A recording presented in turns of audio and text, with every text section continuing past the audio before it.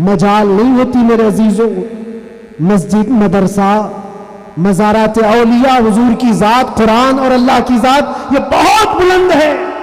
सिर्फ तुम्हारी दाढ़ी की तरफ भी उंगली उठाने की किसी को हिम्मत ना होती अगर तुम सच्चे गुलाम होते, क्योंकि ये अल्लाह का वादा है, वला तहिनु वला तहज़नु व अंतुमुल अअलाम इन कुंतुम मुमिनीन। तुम घबराओ मत, परेशान मत हो, तुम सबसे ज्यादा बुलंद रहोगे अगर तुम सच्चे ईमान वाले हो। क्या 8 महीने दरवाजों के अंदर ऐसा बंद था कि मेरे बच्चे मुझे नहीं देख सकते थे, मेरे भाई बहन मुझे देख नहीं सकते, मुझे मुलाकात करने की भी इजाजत नहीं दी जाती। जब इतने दरवाजों के अंदर बंद रखा गया था जहां चिड़िया भी ना उड़े, लेकिन मैंने ये महसूस किया लाखों दिलों में अल्लाह रब्बुल इज्जत ने मोहब्बत डाल रखी थी। उसकी वजह यह है, चोरी करके गया होता, लूट मार करके गया होता तो लोग यही कहते कि कचरा था चला गया। हुजूर पाक की बात करके जाए तो मरने के बाद भी अल्लाह उसको दिलों के अंदर जिंदा रखता। क्या 8 महीने दरवाजों के अंदर ऐसा बंद था कि मेरे बच्चे मुझे नहीं देख सकते थे, मेरे भाई बहन मुझे देख नहीं सकते, मुझे मुलाकात करने की भी इजाजत नहीं दी जाती। जब इतने दरवाजों के अंदर बंद रखा गया था जहां चिड़िया भी ना उड़े, लेकिन मैंने ये महसूस किया लाखों दिलों में अल्लाह रब्बुल इज्जत ने मोहब्बत डाल रखी थी। उसकी वजह यह है, चोरी करके गया होता, लूट मार करके गया होता तो लोग यही कहते कि कचरा था चला गया। हुजूर पाक की बात करके जाए तो मरने के बाद भी अल्लाह उसको दिलों के अंदर जिंदा रखता। आज जो ये प्रोपेगेंडा फैला करके समझाया जा रहा है, उस प्रोपेगेंडे को बदल करके दिखाओ कि नहीं, झूठ हमारी खसलत नहीं है, बददयानती हमारी आदत नहीं है, बलात्कारी हम में से नहीं हो सकते, चोर चमार डाकू नशाखोरी ये हम में नहीं हो सकती। ये सारी खसलतों को अपने मुआशरे से दूर करके फिर साबित करके बताओ कि हुजूर पाक का गुलाम जिधर से गुजरता है खुशबुएं फैला कर जाता है। मजाल नहीं होती मेरे अजीजों, मस्जिद, मदरसा, मज़ारात औलिया, हुजूर की ज़ात, कुरान और अल्लाह की ज़ात ये बहुत बुलंद है। सिर्फ तुम्हारी दाढ़ी की तरफ भी उंगली उठाने की किसी को हिम्मत ना होती अगर तुम सच्चे गुलाम होते, क्योंकि ये अल्लाह का वादा है, वला तहिनु वला तहज़नु व अंतुमुल अअलाम इन कुंतुम मुमिनीन। तुम घबराओ मत, परेशान मत हो, तुम सबसे ज्यादा बुलंद रहोगे अगर तुम सच्चे ईमान वाले हो। अल्हम्दुलिल्लाह, अल्हम्दुलिल्लाहिल हन्नानिल मन्नान अल्लज़ी खलक़ल इंसान व अल्लमहुल बयान, वस्सलातु वस्सलामु अला रसूलिही सय्यिदिल इंसी वल जान व अला आलिही व अस्हाबिही ज़विल खैरि वल इहसान, अम्मा बअद, फ़अऊज़ु बिल्लाहि मिनश शैतानिर रजीम, बिस्मिल्लाहिर रहमानिर रहीम। हुवल्लज़ी अरसल रसूलहु बिलहुदा व दीनिल हक़्क़ि लियुज़हिरहु अलद्दीनि कुल्लिहि, सदक़ल्लाहु मौलाना अज़ीम। बारगाह रिसालत में आप सल्लल्लाहु अलैहि वसल्लम में दुरूद पाक का हदिया पेश करें। अल्लाहुम्मा सल्लि अला सय्यिदिना व मौलाना मुहम्मदिन मअदनिल जूदि वल करम व आलिही व अस्हाबिहिल किराम व इब्निहिल करीम व बारिक व सल्लिम सलातन दाइमतन सरमदन अबदा। फूकों से ये चिराग बुझाया न जाएगा,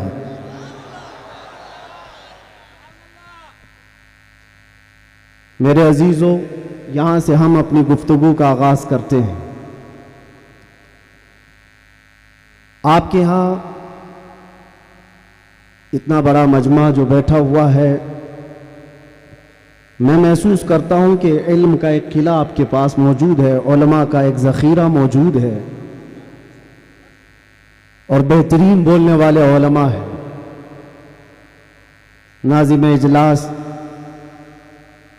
मुझसे पेशतर जिस तरह से उन्होंने मदरसे का तारुफ कराया है, अल्लाह ताला इस मदरसे को हमेशा शाद व आबाद रखे مرکز اہل سنت و جماعت مرکز عشق رسول بنا ہے. ہماری یہاں پر اتنے لمبے سفر کر کے آنے کی ضرورت نہیں ہوتی، اور میں یہ جانتا ہوں کہ لوگ سننا کم اور دیکھنا زیادہ چاہتے ہیں، اور اس کی وجہ بھی ہے کہ دنیا اپنے اپنے حساب کے مجرے کرنے والے سیلیبریٹیز کو دیکھتی ہے. تو یہ امت محمدیہ ہے، نبی کے قیدی کو دیکھنا چاہتی ہے. ظاہر سی بات ہے، جیل سے چھوٹنے کے بعد آدمی چہرہ چھپا کے گھومتا ہے. ہوتا ایسی ہی ہے، جیل کاٹ کے آیا ہے، سزا کاٹ کے آیا ہے، لوگ اس کو دیکھ کر کے تانے مار رہے ہوتے ہیں اور وہ منہ چھپا کر گھوم رہا ہوتا ہے. لیکن یہ قانون ہر جگہ فٹ نہیں ہوتا. وہ اور ہوتے ہیں جو چہرہ چھپا کے گھومتے ہیں، جو نبی کے نام پر جاتے ہیں، وہ یہاں بھی چہرہ اٹھا کے جیتے ہیں، اور انشاءاللہ قیامت کے دن بھی چہرہ ان کا سرخرو رہے گا. اس لیے کہ اقبال نے بہت اچھی بات کہی، آبرو ما زنا میں مصطفیٰ است. ہم سب کی عزت و آبرو مصطفیٰ کے نام سے وابستہ ہے. اور اللہ کریم قرآن عظیم میں ارشاد فرماتا ہے وَلِلَّهِ الْعِزَّةُ وَلِرَسُولِهِ وَلِلْمُؤْمِنِينَ. عزت اللہ کی ہے، رسول کی ہے، اور مومنین کے لیے ہے. ہم نے دیکھا ہے میرے عزیزوں، جن لوگوں کو آج سیلیبریٹی کہا جاتا ہے یا پاورفل شخصیت کہا جاتا ہے، سیاست میں آنے کی وجہ سے یا پھر گلیمر کی دنیا میں آنے کی وجہ سے، ٹیلی ویژن کے اوپر آنے کی وجہ سے، ان کے حالات ایسے ہیں کہ جب تک جوانی ہے ان کی چاندنی ہے، اور جب تک ان کا شباب ہے وہ چمک رہے ہیں. جہاں چہرے پہ جھریاں پڑ گئی نیا ہیرو آ جائے گا. دنیا ایک نیا ہیرو اپنا ڈھونڈ لیتی ہے، اور یہ دنیاوی حسن و جمال پر اترانے والوں کی زیادہ لائف نہیں ہوتی، وہ برقرار نہیں رہ سکتے. نہ ہی سیاست کی کرسی پر بیٹھ کر کے اقتدار جمانے والے، ہم نے ان کو بھی دیکھا ہے، نئی پارٹی آئی اور بوڑھے کو سائڈ میں لگا دیا گیا. اب بوڑھوں کو کوئی پوچھتا بھی نہیں ہے. 40 سال بیچارے خدمت کرتے رہے اور آج ریٹائرمنٹ کی کربناک زندگی گزارنے پر مجبور ہو گئے. لیکن یہ مصطفیٰ کی غلامی کی دنیا الگ ہے. یہاں حضور پاک صلی اللہ تعالی علیہ وسلم کا غلام ایک عالم دین جتنا بوڑھا ہوتا جاتا ہے اتنی عزت اس کی بڑھتی چلی جاتی. یہاں بوڑھوں کی عزت کم نہیں ہوتی، بلکہ اس کو بوڑھا کہاں کہتے ہیں. جوان بیٹھے ہوتے ہیں لیکن بوڑھے عالم دین کو فیصل بنا کر بٹھاتے ہیں. جو زیادہ عمر والا ہو گیا، وہ تجربے والا زیادہ ہو گیا، اس کی عزت بڑھتی چلی گئی. اس لیے کہ یہ عزت پاؤڈر لالی کی عزت نہیں ہے، یہ میرے مصطفیٰ کے قدموں سے حاصل کی ہوئی عزت ہے. ہم نے دیکھا ہے مرشد گرامی حضور تاج الشریعہ بدر الطریقہ کو، عمر 75 سال کی ہو گئی، بڑھاپا تھا، لیکن ایک جگہ انہیں بٹھا دیا جائے اور لاکھوں کو ایک طرف، دنیا لاکھوں کو دیکھنا چھوڑ دے گی، اس ایک مرد قلندر پر دیکھتی رہ جائے. کیا یہ حقیقت نہیں؟ ان کو دیکھی ہوئی آنکھیں موجود ہوں گی. وہ حسن و جمال نبی پاک صلی اللہ تعالی علیہ وسلم کی غلامی سے حاصل کیا ہوا حسن و جمال ہے. اسی لیے میرے عزیزوں یاد رکھو، اسی بات پر میں کہتا ہوں آبرو ما زنا میں مصطفیٰ است. ہم سب کی عزت و آبرو مصطفیٰ کے نام سے ہے. ہرچے دری دنیا باد مصطفیٰ است. جو کچھ اس دنیا میں ہمارے پاس ہے وہ نبی کے بعد ہے. جو بھی رشتہ ناتا ہے، جو بھی تعلق ہے، وہ سب حضور پاک کے بعد ہے. نبی سے ہو جو بیگانہ اسے دل سے جدا کر دے، پدر مادر برادر جان و مال ان پر فدا کر دے. یہ ایمان کا تقاضا ہے اور ایمان اسی کا نام ہے. اور اعلیٰ حضرت امام اہل سنت فاضل بریلوی کیا فرماتے ہیں؟ ایمان کسے کہتے ہیں؟ اس کی دو چند مثالیں آپ کے سامنے رکھتا ہوں. اور جب یہ ایمان آ جائے تو میرے عزیزوں، یہ جو آندھیاں چل رہی، یہ جو طوفان آئے ہوئے ہیں یہ رخ موڑ لیں گے، اس لیے کہ سنا ہے قدسیوں سے میں نے کہ وہ شیر پھر ہوشیار ہوگا۔ اقبال نے کہا تھا نکل کر کے صحرا سے جس نے الٹ دیا تھا تخت روما کو، سنا ہے قدسیوں سے میں نے کہ وہ شیر پھر ہوشیار ہوگا۔ وہ مکہ کے رہنے والے، مدینہ طیبہ کی چٹائیوں پر بیٹھنے والے، ایک کھجور پر پورا دن اکتفا کرنے والے، پیوند لگے کپڑے پہننے والے، وہ رسول پاک کے غلام، لیکن نکلے تھے مکہ سے پیوند لگے کپڑے بغیر چپل کے، اس وقت کی 2 سپر پاور طاقتوں کو گھٹنے ٹیکنے پر مجبور کر دیا تھا۔ تخت روما کو الٹ دیا تھا، رومن امپائر اور پرشین امپائر جن کو قیصر اور کسرا کہا جاتا ہے، دونوں کو جھکنے پر مجبور کر دیا تھا۔ تاریخ کی یہ سچائیاں بتاتی۔ کون لوگ تھے وہ؟ خالد بن ولید، سیف اللہ المسلول، 4 لاکھ صلیبیوں کے سامنے مقابلے کے لیے کھڑے تھے، تو صلیبیوں کے بادشاہ نے کہا تھا کہ یہ عرب کے بدو یا عرب کے دیہاتی لوگ ہم سے لڑنے آئے جو رومن امپائر کے فوجی ہیں، اسلحے سے لیس ہیں، طاقت سے بھرپور ہیں۔ تو خالد بن ولید نے کیا کہا تھا جانتے ہو؟ آپ نے کہا تھا رومیو، جس طرح تمہارے فوجی شراب پسند کرتے ہیں، ہم وہ فوج لے کر کے آئے ہیں، تمہاری شراب سے زیادہ ہم شہادت پسند کرتے ہیں۔ یہ وہ لوگ ہیں جو شہادت کے لیے جیتے ہیں۔ عزیزان گرامی وقار، وہ ایمان کامل جب آ جائے تو پھر یہ طوفان اور یہ آندھیاں اپنا رخ موڑ لیں گی۔ آج وجہ یہی ہے، ان سے پھرے جہاں پھرا پھرائی کمی وقار میں، ان کے جو ہم غلام تھے خلق کے پیشوا رہے۔ حضور پاک صلی اللہ تعالی علیہ وسلم کی غلامی سے جہاں کہیں تم منہ پھیرو گے، تھوڑا سا بھی ہٹو گے، عزت نکال لی جائے گی، عزت ختم کر دی جائے گی۔ تمہیں جو مرتبہ ملا ہے وہ خیر امت ہونے کا، وہ حضور کی غلامی کی وجہ سے ملا ہے۔ عمر ابن خطاب رضی اللہ تعالیٰ عنہ 36 لاکھ اسکوائر کلومیٹر پر حکومت کرتے تھے۔ تب آپ نے یہ نہیں کہا خطاب کا بیٹا عمر اتنے بڑے خطے پر نگران حکومت کر رہا ہے، بلکہ آپ نے کہا تھا ہمیں آج جو عزت ملی ہے وہ حضور کی غلامی کی وجہ سے ملی۔ وہ فخر یہ کرتے تھے۔ خالد بن ولید 125 جنگوں میں گئے، ہر جگہ فتح یابی، ہر جگہ فتح۔ کبھی خالد بن ولید نے یہ نہیں کہا میرے بازوؤں میں وہ طاقت ہے کہ میں ہر پہلوان کو زیر کر دیتا ہوں، جس جنگ میں جاتا ہوں فتح کے جھنڈے گاڑ دیتا ہوں۔ نہیں، خالد بن ولید کا ایمان تو یہ تھا کہ ان کے سر پر ایک ٹوپی تھی جس میں حضور کے 3 موئے مبارکہ تھے۔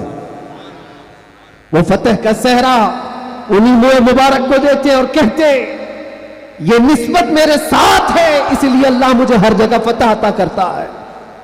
انہیں جو عزتیں ملی تھی دنیا میں، جو اقتدار ملا تھا، وہ حضور کی غلامی کی بنیاد پر، اور آج ہمارے پاس جو عزت ہے وہ حضور کی غلامی کی وجہ سے۔ نبی پاک صلی اللہ تعالی علیہ وسلم کی بات کرتے رہو۔ ایک جملہ میں اکثر کہا کرتا ہوں، ان کی بات کرو ہر دل پہ راج کرو، ان کی بات کرو ہر دل پہ راج کرو۔ دیکھنا آپ جو اس مذہب میں اس طریقے پر جتنا بڑھتا جاتا ہے اللہ اس کی عزت میں اضافہ کرتا ہے۔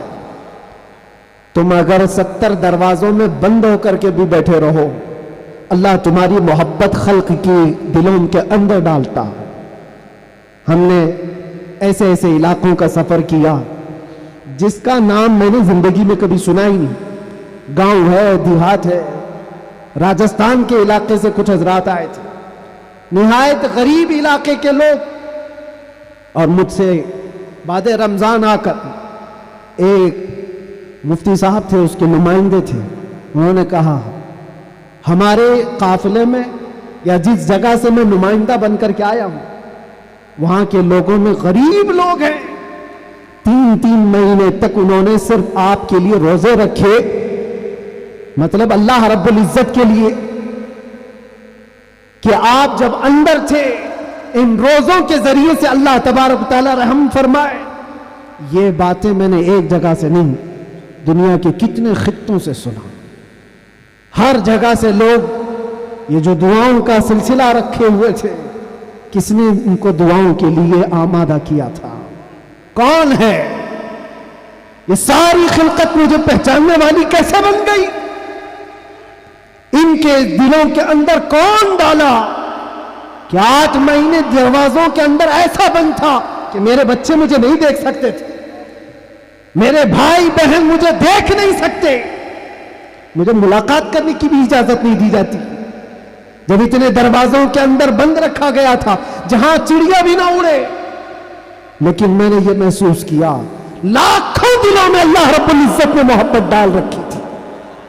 اس کی وجہ یہ ہے، چوری کر کے گیا ہوتا، لوٹ مار کر کے گیا ہوتا تو لوگ یہی کہتے کہ کچرا تھا چلا گیا۔ حضور پاک کی بات کر کے جائے تو مرنے کے بعد بھی اللہ اس کو دلوں کے اندر زندہ رکھتا۔ یہ تو قید خانے کے اندر گیا جہاں سے آنے کی امید ہوتی ہے، قبر کے اندر بھی جائے تو اللہ تعالیٰ اس کا نام زندہ رکھتا ہے۔ اسی لیے میرے عزیزوں، ایک نقطے کو سمجھ جاؤ، حضور پاک صلی اللہ تعالیٰ علیہ وسلم کی محبت اور ان کی غلامی یہ اصل ایمان ہے، اور یہ ایمان جس وقت آ جائے بڑے بڑے طوفانوں کا وہ مقابلہ کر سکتا ہے۔ آج پوری دنیا کے مشاہدے سے یہ پتہ چلتا ہے، ہنگامے اتنے ہو چکے، اتنے خطرناک طریقے سے امت کو لرزہ دیا گیا ہے، لیکن اس امت کا حال یہ ہے کہ یہ خواب گراں میں ہے، یہ ایک لمبی نیند میں ہے۔ ہمارے نوجوان، وہ بچے جن کو میں آج بھی نشے کے اڈوں پر دیکھتا ہوں تو دل روتا ہے۔ جیل کے قیدیوں میں اکثر وہ لوگ تھے جو نشہ کرتے تھے یا بیچتے تھے، پکڑے گئے اور اندر آئے۔ نام کتنے اچھے ہیں تمہارے اور کام کس طرح کے ہیں۔ کئی لوگوں نے توبہ کیا، لیکن وہ ایک جیل کی بات نہیں، یہاں تقریباً 10 جیلوں میں یہی حال ہے۔ اے نوجوانوں، یاد رکھو ایک بات، اگر حضور سے محبت کرتے ہو تو ہر جمعرات کو تمہارے اعمال فرشتے حضور کی بارگاہ میں لے جاتے ہیں۔ ہر جمعرات کو فرشتے تمہارے نام کے ساتھ حضور کی بارگاہ میں پیش کرتے ہیں، فلاں بن فلاں نے ہفتے بھر یہ کام کیے۔ حضور پاک صلی اللہ علیہ وسلم فرماتے ہیں، میں اپنے ہر امتی کو اس کے باپ کے نام سے پہچانتا ہوں، ہر امتی کو پہچانتا ہوں۔ جب اس کے برے اعمال مجھ تک پہنچائے جاتے ہیں تو مجھے غم ہوتا ہے، میں استغفار کرتا ہوں اللہ کی بارگاہ میں، اور جب اچھے اعمال پیش کیے جاتے ہیں تو اللہ کی بارگاہ میں شکر بجا لاتا ہوں۔ تھوڑا اپنی زندگی کے اوپر نظر ڈال کر دیکھو، کتنے ہفتے ایسے گزر گئے ہوں گے کہ جب ہمارے برے اعمال حضور کی بارگاہ میں پیش کیے جا رہے ہیں۔ کیا یہ اب بھی بدلنے کا وقت نہیں ہے نوجوانوں؟ دنیا یہ چاہتی ہے کہ تم نشے کے اڈوں میں کھوئے رہو۔ کچھ علاقوں میں ایسے بھی میں نے دیکھے ہیں جہاں بڑے بڑے لوگوں کا انہیں سپورٹ ہے کہ کرو تم نشہ، بیچو تم نشہ، تمہاری نسلیں برباد ہو جائیں، تمہارا علاقہ برباد ہو جائے۔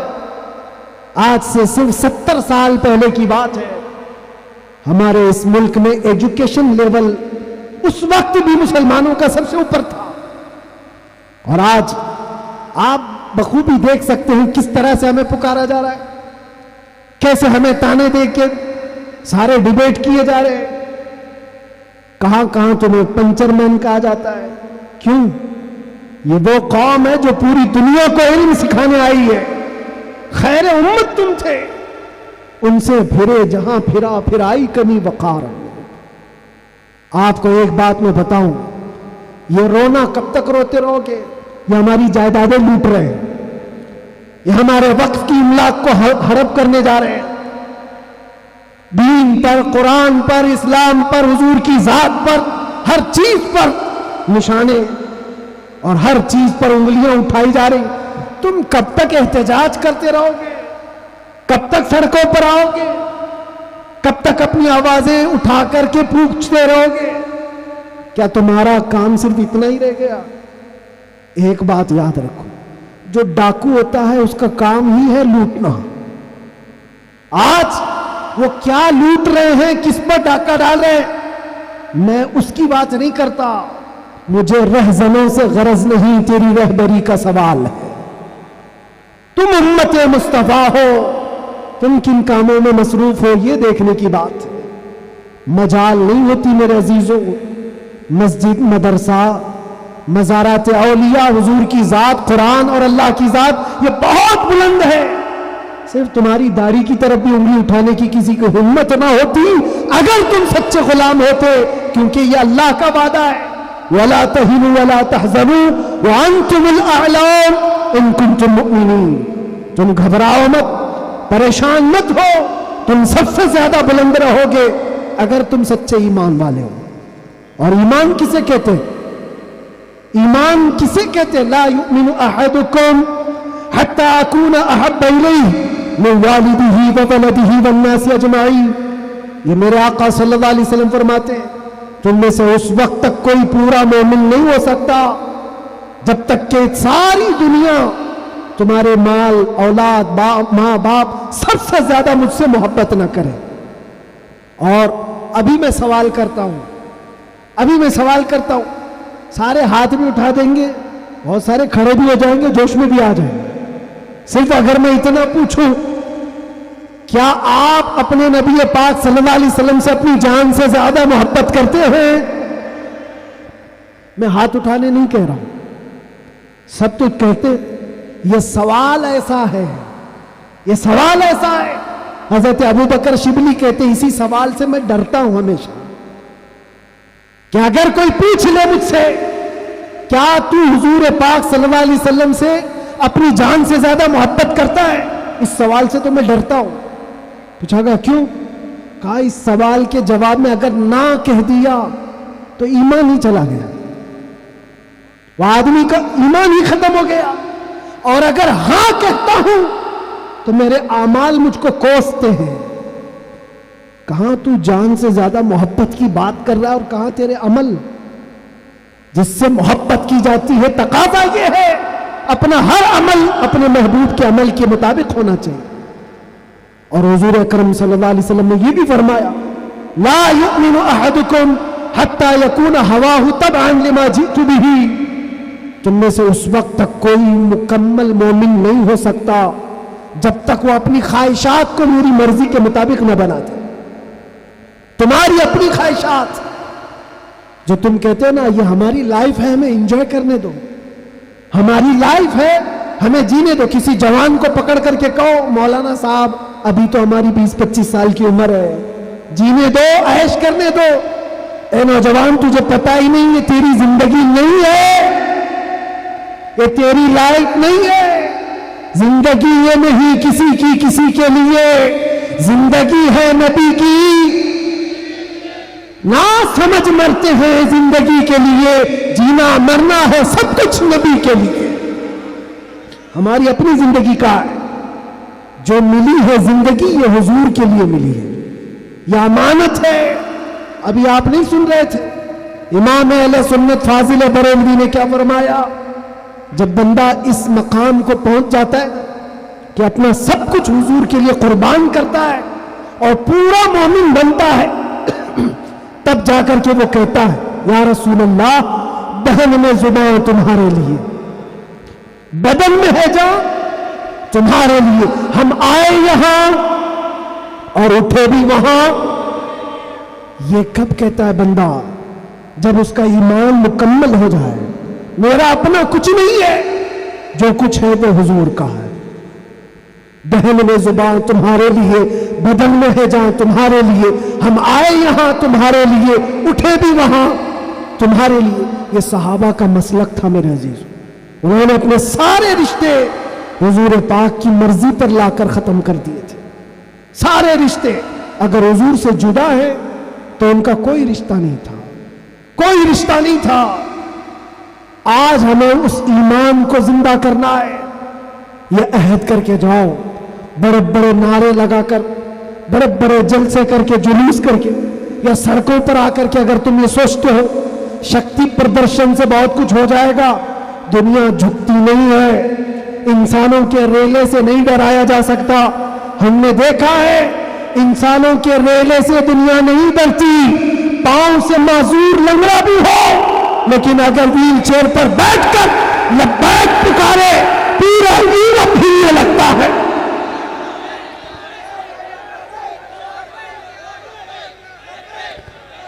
دنیا یہ سیلاب سے نہیں ڈر رہی، دنیا کو اگر خوف ہے تو صرف اس ایمان سے جو عمر بن خطاب کا تھا، اس ایمان سے ڈر ہے جو خالد بن ولید کے اندر تھا۔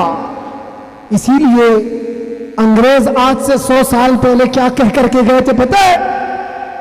ہمارے بارے میں یہ کہہ کر کے گئے تھے، یہ فاقہ کش موت سے ڈرتا نہیں، ذرا روح محمدی اس کے بدن سے نکال دو۔ وہ یہ کہتے تھے روح محمدی اس کے بدن سے نکال دو۔ ڈر اسی بات سے ہے، ڈر اسی بات سے ہے، جہاں روح محمدی آ گئی دنیا کو پتا ہے یہ سویا ہوا شیر جاگ گیا تو بہتوں کی نیند حرام کر دے گا، جتنے کتے ہیں سب بل میں چلے جائیں گے۔ حقیقت ہے جتنے کتے ہیں سب بل میں چلے جائیں۔ اور مجھے لوگ یہ کہتے ہیں، مجھے یہ کہتے ہیں کہ ڈر لگتا ہے، پھر آپ کتا کہہ رہے ہیں۔ میرے عزیزوں، ہم ہندوستان میں رہتے ہیں، ہماری ہر گلی کوچے میں کتا ہوتا ہی ہے۔ مجھ سے باضابطہ طریقے سے سوال جواب کر رہے تھے، آپ تقریر میں اس طرح سے کہہ رہے ہو، کتا کہہ رہے ہو، کتا کہہ رہے ہو۔ میں نے کہا کس کو کہہ رہے ہو؟ میں نے کہا کتے کو کتا کہا۔ کس کو کہا جائے گا؟ ہم کتے کو کتا نہ کہیں تو آپ بولے ٹامی بولے۔ عزیزان گرامی وقار، مجھے اس سے لینے دینے نہیں ہے۔ بات یہ ہے کتے کیوں بھوک رہے ہیں اس سے کیا غرض، شیر کیوں سویا ہے اس سے غرض ہے، شیر کیوں سویا ہے اس سے مجھے غرض ہے۔ نبی پاک صلی اللہ تعالیٰ علیہ وسلم کی امت بزدل تو نہیں ہو سکتی، بزدل نہیں ہو سکتی۔ ہم کفن بردوش ہیں، ہم دنیا میں آئے اللہ اکبر سن کر کے آئے، اور جائیں گے تو اللہ اکبر سن کر جائیں گے، ہے یا نہیں؟ پیدا ہوئے تھے تو کانوں میں کیا سن گے؟ کسی مولوی صاحب نے اذان دی تھی کہ نہیں دی تھی؟ اللہ اکبر کہا تھا کہ نہیں کہا تھا؟ ارے جس دن پیدا ہوئے تھے اسی دن کہا تھا۔ کیوں کہا تھا؟ یہ تجھے پتا چلے اللہ اکبر کا مطلب اللہ سب سے بڑا ہے، باقی کوئی بڑا نہیں ہے، دوسرے سے ڈرنے کی ضرورت نہیں، اللہ سب سے بڑا ہے۔ اور جب مرو گے تو امام صاحب جنازے پہ کھڑے ہو کر کے کیا کہیں گے؟ نماز کے لیے رکعت باندھیں گے کہ نہیں؟ اللہ اکبر جاتے ہوئے بھی ہمارا یہ قانون ہے کہ وہ اللہ کو سب سے بڑا مان کر کے جا رہا ہے۔ تو پھر یہ بیچ کی زندگی میں ایرے غیرے نتو کھیرے سے ڈر کیوں؟ زیادہ سے زیادہ یہاں یہ ہوگا وہ ہمارے ساتھ ہوا ہے۔ میاں یہ تو چند دنوں کی بات تھی، صحابہ اکرام میں وہ لوگ ہیں جو 16 سال تک قید کی سزائیں کاٹے ہیں۔ حضور پاک صلی اللہ علیہ وسلم کے زمانے میں 16 سال تک قید رکھا گیا۔ وہ بھی آج مثالیں بہت ہیں، موجود ہیں۔ آزمائش کا دور، اگر اللہ نے ہماری زندگی میں یہ لکھا ہے تو وہ قبول کرو۔ اور یہاں آئے ہیں مرنے کے لیے، موت تو آنی ہے سب کی، لیکن ایک مومن موت سے ڈرتا نہیں۔ کیوں؟ موت اس کے لیے حادثہ ہے جس کا یہ سوچنا ہے کہ مرنے کے بعد جلنا ہے، مرنے کے بعد پھر پتہ نہیں کس شکل میں پیدا ہونا ہے، کتا پیدا ہونا ہے، بلی پیدا ہونا ہے، چوہا پیدا ہونا ہے، سانپ پیدا ہونا ہے۔ ڈر ہے، مومن موت سے ڈرتا نہیں، اس لیے کہ مومن